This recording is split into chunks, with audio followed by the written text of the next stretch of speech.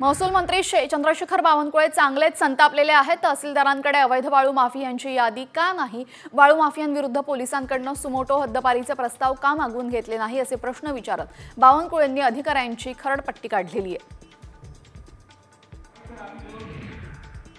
एकनाथ शिंदे नाटकेची भीती असल्यामुळे ते कधीही सीमा भागात गेले नाहीत असं म्हणत ठाकरे गटाचे खासदार संजय राऊतांनी एकनाथ शिंदेंना टोला लगावलाय। तर सीमा प्रश्नाच्या आंदोलनामध्ये एकनाथ शिंदेंचं नाव कधीही दिसलं नाही असा दावा देखील राऊतांनी केलाय।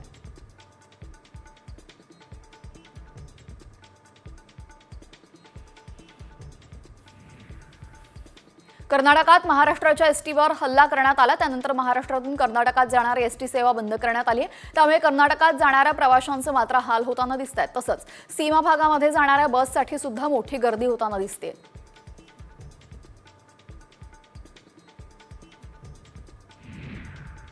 बारावीच्या परीक्षेमध्ये गणित आणि संख्याशास्त्र विषयाच्या पेपरमध्ये राज्यामध्ये 66 कॉपी बहाद्दर सापडलेत। कॉपीमुक्त जनजागृती अभियान राबवण्यात आलेलं असतानाही सर्रास कॉपी होताना दिसते। मुंबई, नाशिक, कोकण या विभागामध्ये कॉपीचे एकही प्रकरण आढळून आलेलं नाहीये।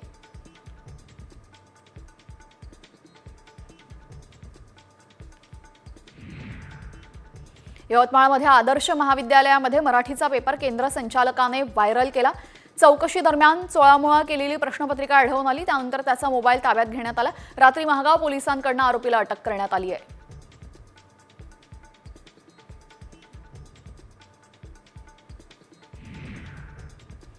मुंबई पोलिसांच्या गुन्हे शाखा युनिट 12 कडून बोगस कॉल सेंटर विरोधात मोठी कारवाई करण्यात आलेली आहे। संगणकातील मायक्रोसॉफ्ट ॲप्लिकेशनमधील तांत्रिक अडचणी दूर करण्याच्या नावाने अमेरिकन नागरिकांची फसवणूक करणाऱ्या बोगस टोळीला अटक करण्यात आलेली आहे। या कारवाईमध्ये बोगस कॉल सेंटर चालवणाऱ्या 4 आरोपींना अटक करण्यात आली आहे।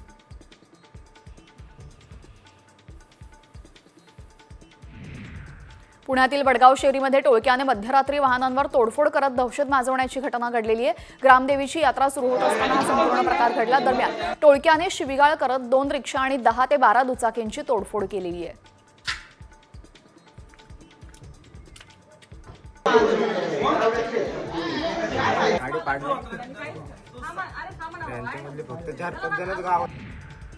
दैनिक सकाळच्या वतीने कोल्हापूर शहरातील विविध सामाजिक संघटना, सर्व शासकीय संस्था यांना बरोबर घेऊन हेरिटेज वास्तूंची स्वच्छता मोहीम हाती घेतलेली आहे। या मोहिमेमध्ये जवळपास 1200हून अधिक लोकांनी सहभाग घेतला।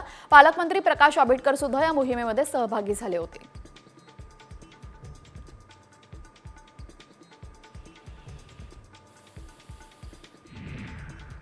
अंबरनाथ तालुक्यामध्ये नद्यांमध्ये कचऱ्याचं साम्राज्य निर्माण झालेलं आहे। हीच बाब लक्षात घेऊन गावकऱ्यांनी नदी स्वच्छतेची मोहीम हाती घेतलेली आहे। गावकऱ्यांनी एकत्र येऊन उल्हास नदीच्या उपनदी पात्रामध्ये आज स्वच्छता मोहीम राबवली। या स्वच्छता मोहिमेमध्ये भाजप आमदार किसन कथोरे देखील सहभागी झाले होते।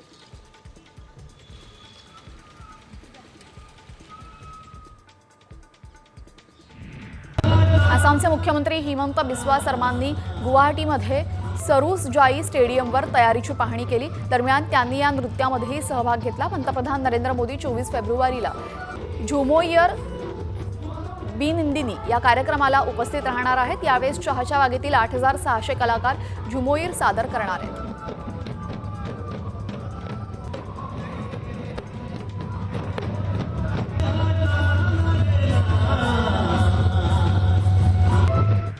भारताच्या लष्कर सेवेमध्ये कार्यरत असणाऱ्या T-55 रणगाडा साताऱ्यामध्ये दाखल झालेला आहे। खासदार उदयनराजेंनी स्वतः हजेरी लावून रणगाडा बसवून घेतलेला आहे। सुभाषचंद्र बोस चौकामध्ये हा रणगाडा बसवण्यात आलाय।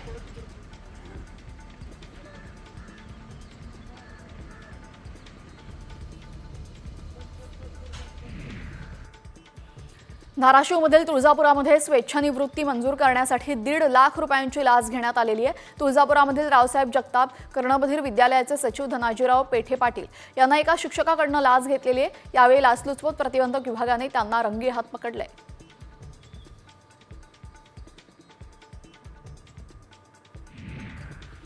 अहिल्यानगरमध्ये पोलिसांनी अवैध दारू विक्री करणाऱ्या शेडवर कारवाई केलेली आहे। तोफखाना पोलिसांनी धडक पत्र्याच्या शेडवर JCB चालवलेला आहे।